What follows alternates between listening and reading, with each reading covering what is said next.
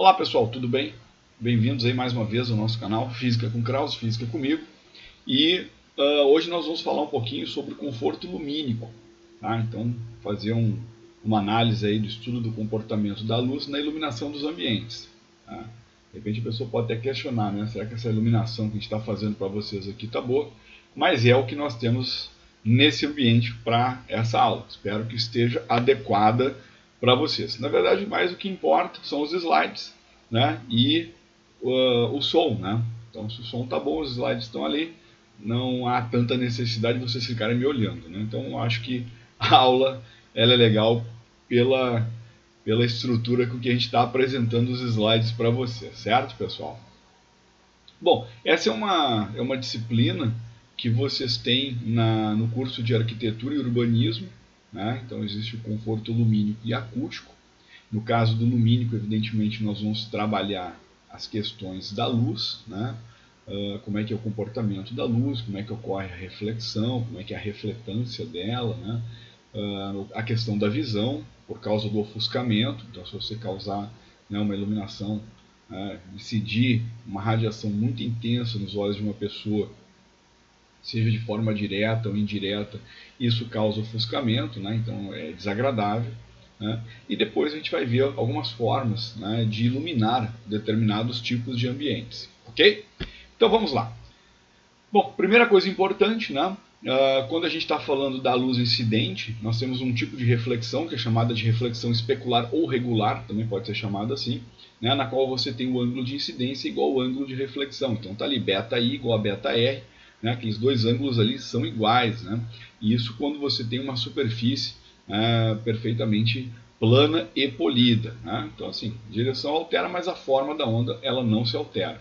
Então o tipo de reflexão depende da textura da superfície, então que tipo de textura você tem ali, independe da cor do material. Então se você tem um material branco, verde, amarelo, azul, tanto faz, essa regra ela é válida em todas as situações. O quadro negro é um espelho virtual, né? Muitas vezes, na verdade, quando fala quadro negro é o quadro, né? Porque você tem ali uma certa reflexão, você consegue muitas vezes, olhando para aquele vidro, enxergar a sala, né? Se você está escrevendo no quadro, você vê o que o aluno está fazendo. Então, né, tem uma reflexão. Né? A superfície pode parecer escura ou clara dependendo da posição do observador e do brilho da imagem refletida para ele. Claro, depende se você está num ambiente mais iluminado ou menos iluminado. Né? Então, você pode ter diferentes tons, né, de iluminação, né, quando visualizados por reflexão, certo? Beleza. Bom, reflexão difusa. A reflexão difusa é quando você tem uma fonte luminosa que incide numa determinada superfície e ela reflete, né, para todas as direções. Então, praticamente todas as superfícies elas promovem reflexão difusa, que não sejam espelhadas, né?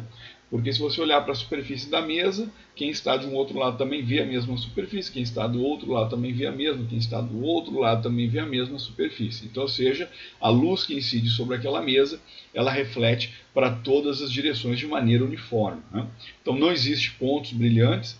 A superfície pode parecer igual, né, independente da posição do observador. A única coisa que você pode ter diferente, né, é caso exista algum tipo de sombreamento.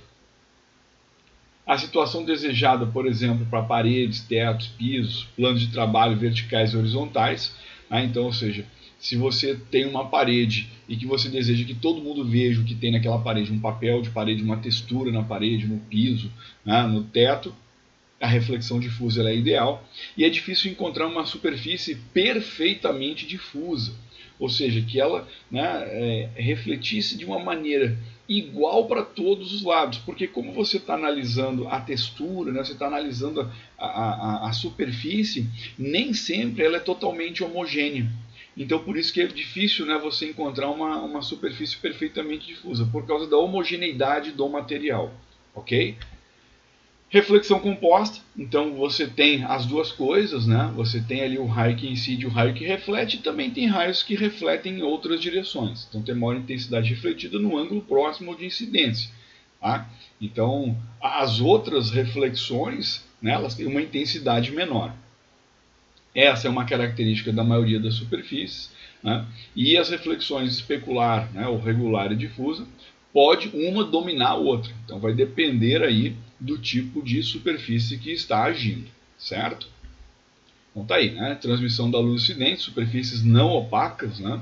Então, superfícies não opacas são aquelas que permitem a passagem da luz, né? Meios transparentes, né? Ou meios translúcidos. Então você tem incidência direta, uma incidência difusa, né? E uma incidência semidifusa, né? Porque você tem a radiação direta e tem parte da radiação também sendo difundida por todo o ambiente. Okay? Muito bem, no caso da visão, lembra? Não adianta você trabalhar a luminosidade se você não tiver visão. Então a primeira coisa importante, né, é você ter, para uma boa visão, uma boa iluminação e uma boa vista.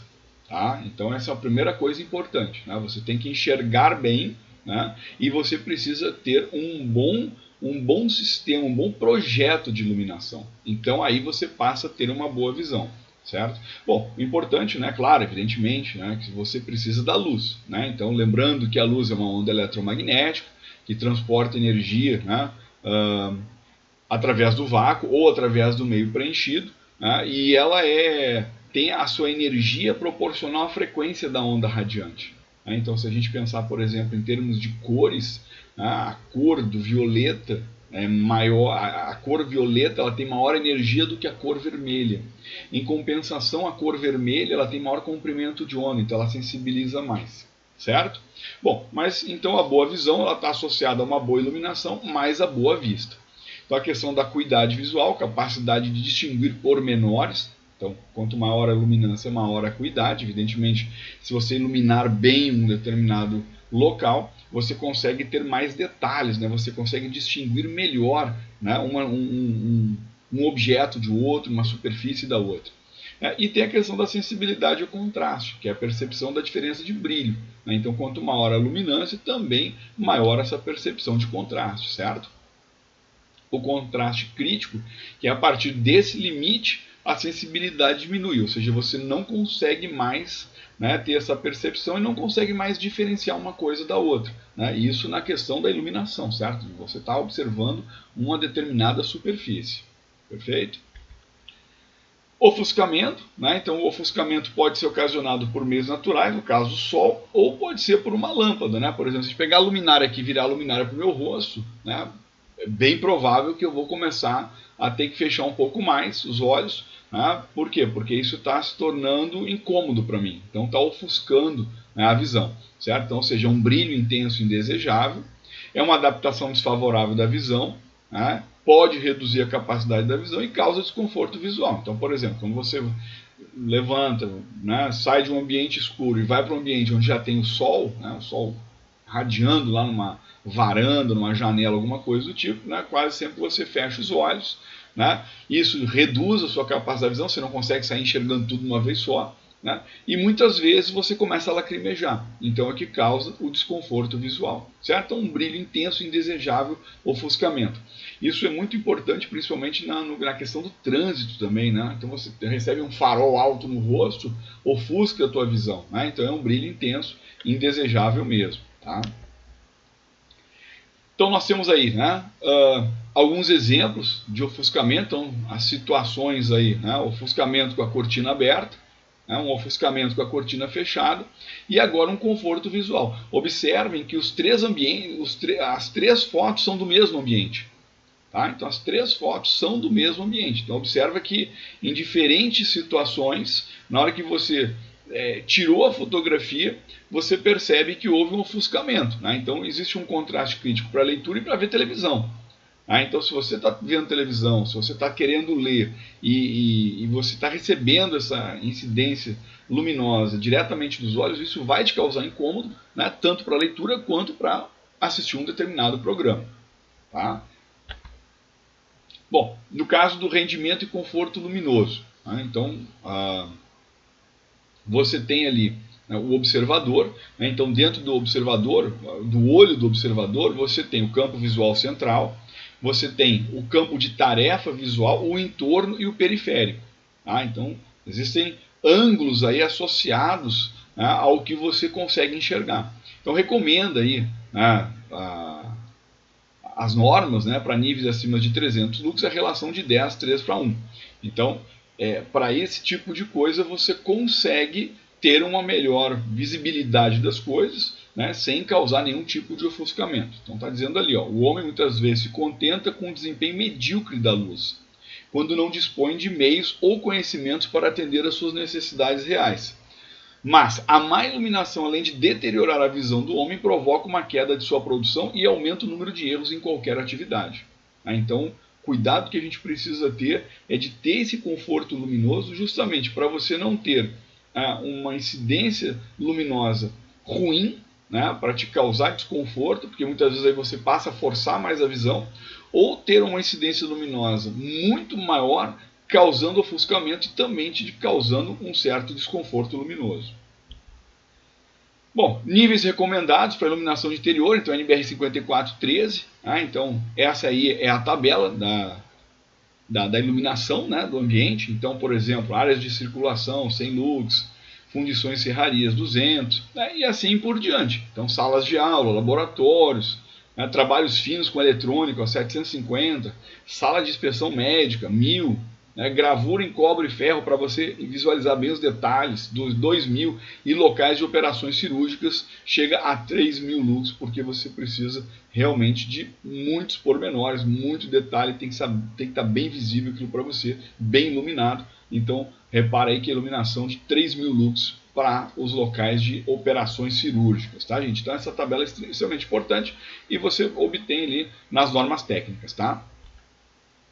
Bom, fonte natural de luz, então a luz solar direta, né? Ela é a menos desejada porque ela causa ofuscamento direto nos olhos e tem maior carga térmica, então, ou seja, além de ela causar ofuscamento, ela também, né, irradia calor, né? Tem aí a carga de calor incidindo no ambiente, que aí dependendo do local pode ser desejável ou não, tá? Então, mas como o nosso caso aqui é simplesmente trabalhar da parte de iluminação, né, você então ter a luz solar direto incidindo no rosto, né, isso não é tão desejado assim. Luz solar difusa, né, então ela já passa a ser um pouco mais desejada, é a luz da abóbada celeste, e a luz solar refletida também, né, das superfícies de entorno. Então muitas vezes você tem um ambiente sendo iluminado basicamente por reflexão, né? Então se você tem uma parede na frente da tua janela, não bate sol na tua janela, mas por reflexão a tua sala, a tua janela, o teu quarto, o ambiente ele pode se tornar iluminado e não vai te causar tanto ofuscamento assim. Então captação da luz, aberturas e superfícies transparentes, né? A abóbada celeste aí como fonte de luz, né? Então não precisa ser diretamente só proveniente do Sol. Então no caso de céu claro, você tem o Sol como uma fonte pontual, né? Ele é considerado uma fonte pontual, certo? Pela distância dele, mas basicamente na superfície da Terra ele é visto como uma fonte extensa, né? Os raios chegam praticamente paralelos na Terra, tem mais sombra e pode chegar até 100.000 lux. Tá? Então no caso do céu encoberto ou parcialmente coberto, fonte superficial, né, larga e difusa, tem menos sombras, né? Justamente pela questão das nuvens, né? Uma iluminância que pode ir de 5.000 a 20.000 lux. A atmosfera é o nosso filtro solar e tem a influência das condições meteorológicas na luz, né? Então, basicamente, essas aí são as formas que a gente tem de analisar a abóbada como sendo uma fonte luminosa. E aí uma curiosidade, né? A cor do céu, parte da radiação solar é absorvida pela atmosfera e outra é dispersa por moléculas de água e partículas de poeira.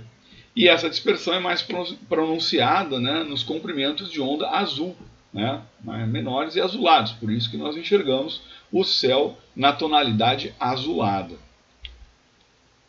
Bom, alguns exemplos, né, então da abóbada celeste como fonte de luz. Então se você tem o céu claro, você tem a incidência direta e a refletida, né, então a iluminância da abóbada é mais constante.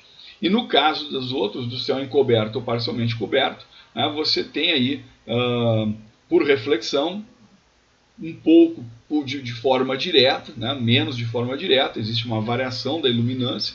É uma condição geral para as cidades litorâneas, né, então Ilhéus, Salvador, né, Itabuna tem muita nuvem, né, então, e tem muito sol, né, assim, você tem dias que as nuvens estão quase sempre presentes no céu também, né? Dependendo, evidentemente, da época do ano. Tá? Mas sempre tem bastante nuvem, principalmente na região litorânea.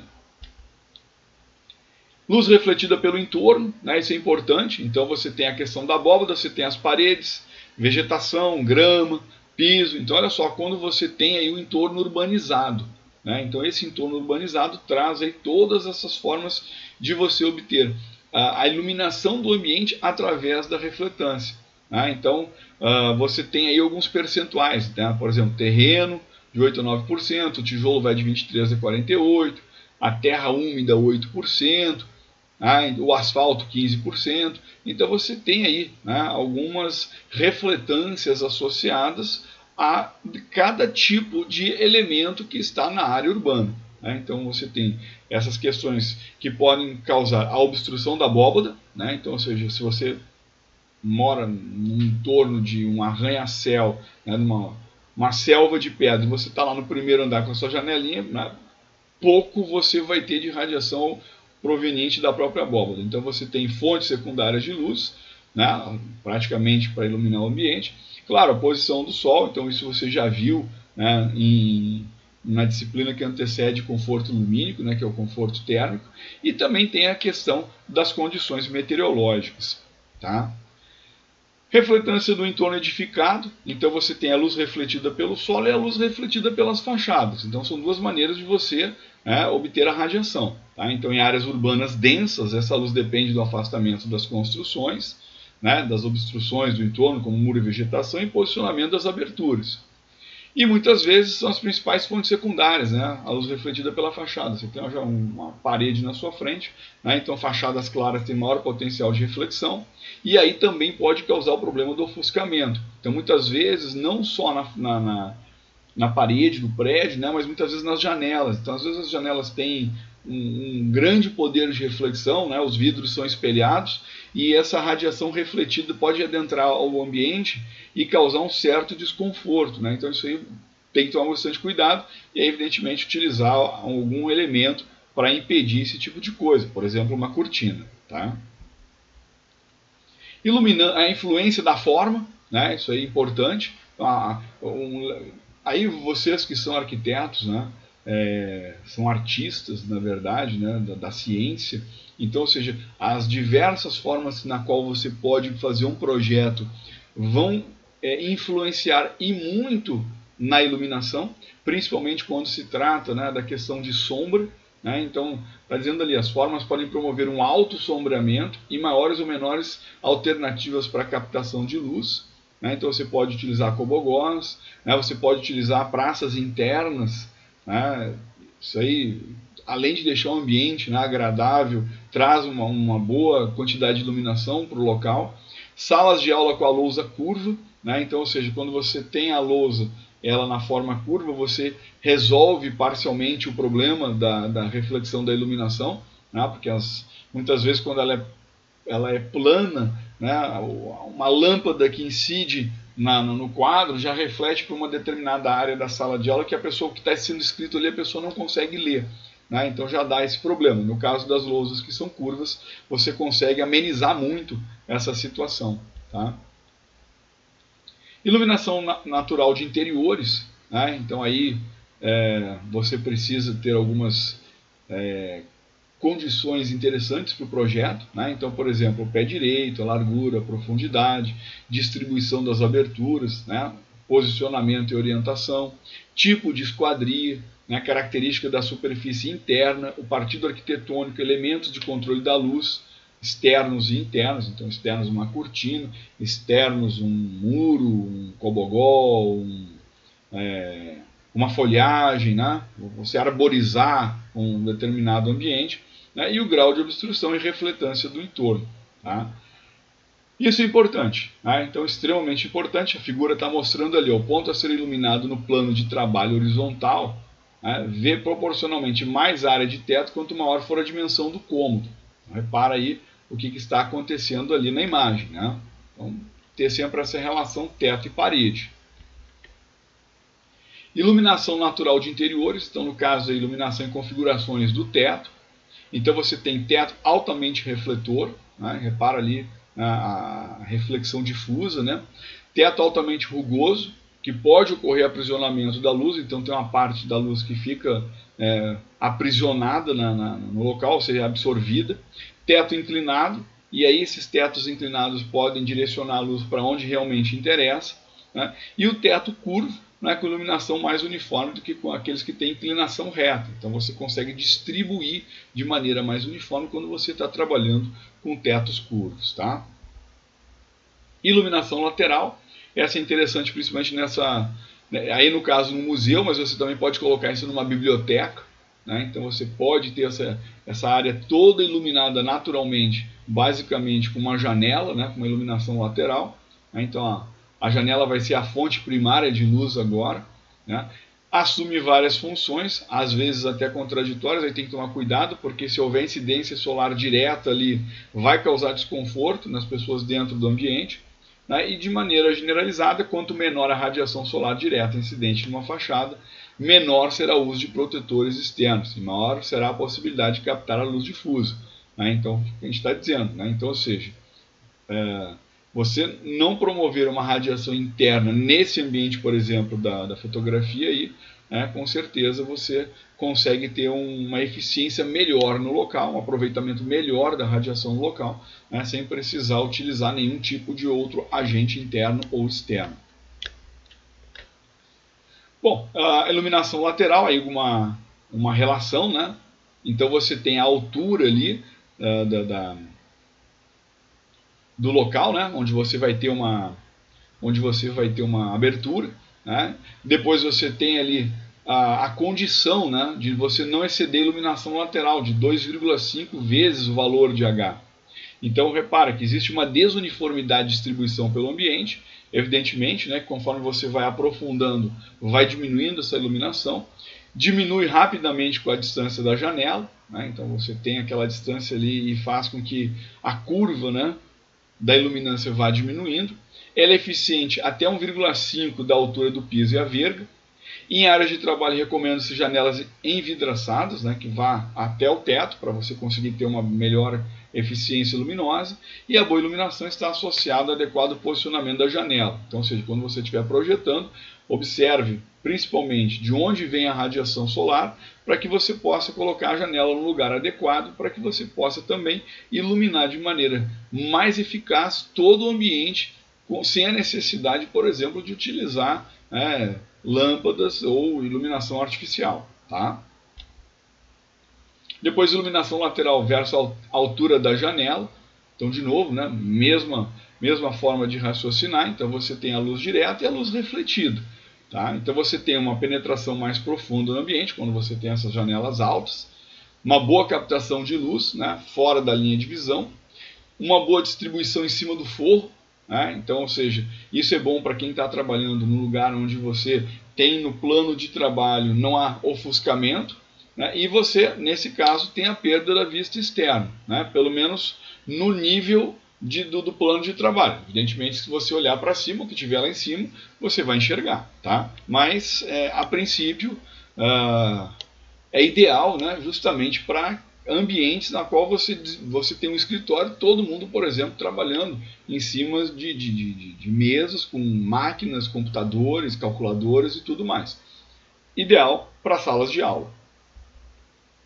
Janela média, né? Então penetração menos profunda do ambiente, né? Propicia iluminação mais próxima da área da janela, mas aí tem a questão de quem está mais perto da área da janela também vai ter a questão da carga térmica, vai provocar ofuscamento, facilita a manutenção, né? Você consegue enxergar o que está acontecendo fora e é o que é mais comum. Né? Tá? Reparem que a anterior corresponde aí se não me engano, a sala de aula, né, da faculdade. Né? Então, lá na faculdade tem a janela, é janela alta. Né? Então, ou seja, durante o dia, né, você consegue trabalhar bem ali, mas e você não consegue ver o que está acontecendo lá fora, mas tem uma boa iluminação e não causa ofuscamento para você. Já nesse caso de janela média, né, já começa a causar o ofuscamento. E no caso da janela baixa, né, tem uma penetração bem menos profunda no ambiente, né, mas não tem a radiação solar direta, é só por reflexão agora. Então propicia uma iluminação abaixo do plano de trabalho. Tem uma possibilidade de admissão da carga térmica, que vem do piso externo. Então, por exemplo, se ali fora, né, for um material que propicia uma transmitância de calor muito grande, a carga térmica vai ser alta para dentro do ambiente, né, até porque o ar quente sobe. Né? Teto com pouca refletância, você tem um ar sombrio e também não propicia a vista externa. Eu já trabalhei num local que utilizava janelas baixas, né? Então tinha até uma boa iluminação no ambiente, né? Mas no horário, por exemplo, do meio-dia, né, a carga térmica ali realmente era bastante intensa. Bom, outra estratégia, né, para você trabalhar com iluminação lateral é você colocar prateleiras de luz para iluminar uma determinada região. Então, melhora a distribuição de iluminação para aquilo que te interessa, né? Reduz o ofuscamento, pode ser utilizado como quebra-sol, pode utilizar vidro claro na janela alta e controlar a luz na baixa. Né? A parte superior tem que ser branca, fosca ou difusa e não visível, né? Teto liso e claro, para permitir a reflexão, e existem diferentes formas e materiais para direcionar ou bloquear os raios solares. Você pode trabalhar isso à vontade, né? Então vai depender daquilo que te interessa lá no projeto. Elementos de controle, né? Então elementos externos. Então observa aí os tipos de elementos horizontais que a gente pode colocar, né? Então a pessoa está ali trabalhando, então foram colocadas janelas que podem bloquear por completo a radiação, né? Ou pode permitir uma parte da radiação, depende de como você está trabalhando, né? E na própria planta ali você percebe, né? Melhora a uniformidade da luz no ambiente e ajuda a controlar o ofuscamento, então isso é extremamente importante. Iluminação zenital, né? Então muito utilizado aí a iluminação zenital em academias, shoppings, né? Então, praticamente a gente vê muito isso em clínicas também, né? Algumas casas já estão utilizando iluminação zenital, principalmente nos corredores, para evitar o uso de luz artificial, né? Então, você pode colocar essa iluminação zenital na casa mesmo. Então, isso é bastante interessante, né? Então, tem todo aí uma gama de situações na qual você pode perceber esse tipo de iluminação, ok? Bom, como é que ela trabalha? Então ela oferece maior uniformidade e maior iluminância média, né, sobre a área de trabalho. Então consegue ampliar bem o local, né, dependendo de como você está apresentando. Tem um custo inicial mais alto e tem que ter um programa de manutenção. Tá? Então até pelo tipo de elemento que você vai colocar. Né? Alguma observação, né? Quanto mais alto for o teto, maior será a área no plano de trabalho, beneficiada pela luz zenital, então você tem uma abertura maior, né? Só que tem maior dificuldade para a localização de elementos de controle, então, ou seja, né, você controlar uma radiação direta naquele momento ali, difícil, né? Adequada para locais profundos, a área iluminante não deve ser maior que 10% por causa da carga térmica, senão aquece demais, e a combinação lateral zenital oferece excelentes resultados, né? Então, você juntar as duas coisas, você consegue iluminar bem o ambiente de maneira a evitar ao máximo o uso de iluminação artificial. Lembra, o ideal sempre num projeto é sempre você utilizar a luz natural, sempre utilizar o sol, tá? Ou a abóbora celeste, mas evitar ao máximo, né, o uso da iluminação artificial por questões, evidentemente, de custo e energia, né, consumo de energia. Alguns tipos de iluminação zenital, né? Então abertura lateral, né? Duas faces opostas iluminantes e uma superfície iluminante horizontal, né? Então aí tem as suas características, né? Então no Brasil ali o sul é a melhor orientação para abertura lateral, duas faces opostas no norte e no sul do Brasil, né? E a superfície iluminante horizontal, né, para o clima tropical. Agora tem o problema da carga térmica. Você pode perceber aí que quem estiver ali na iluminação horizontal, quem estiver embaixo ali daquela região, né, vai ter uma boa iluminação, mas também vai estar recebendo uma grande dose de calor ali, certo? A estratégia da iluminação zenital, né, então você pode ter a captação da luz difusa, evita a luz direta por causa da carga térmica do ofuscamento, e você pode utilizar elementos protetores externos, que são os brises, né? Então, o uso de um duto de um átrio central, olha aí, ó, tá? Então esse aí está bem bacana, né? E você tem aquelas áreas ali bem iluminadas, né? Aí uma simulação da luz natural, né? Então, basicamente aí como é que é feito o projeto. Na verdade, até a gente vai solicitar um projeto para vocês, né? De iluminação natural. E a bibliografia utilizada aí. Certo, pessoal? Então, espero aí que vocês tenham visualizado, né, ideias para o futuro projeto que vocês vão desenvolver de iluminação, né, que possa utilizar aí da melhor forma possível sempre a iluminação externa, a iluminação natural, né, e evitar, evidentemente, a iluminação artificial nos seus projetos, ok? É isso aí, então. Muito obrigado aí pela paciência, obrigado pela atenção de vocês, é sempre um privilégio ter estado com vocês aqui. Valeu, muito obrigado e até a próxima. Tchau, pessoal.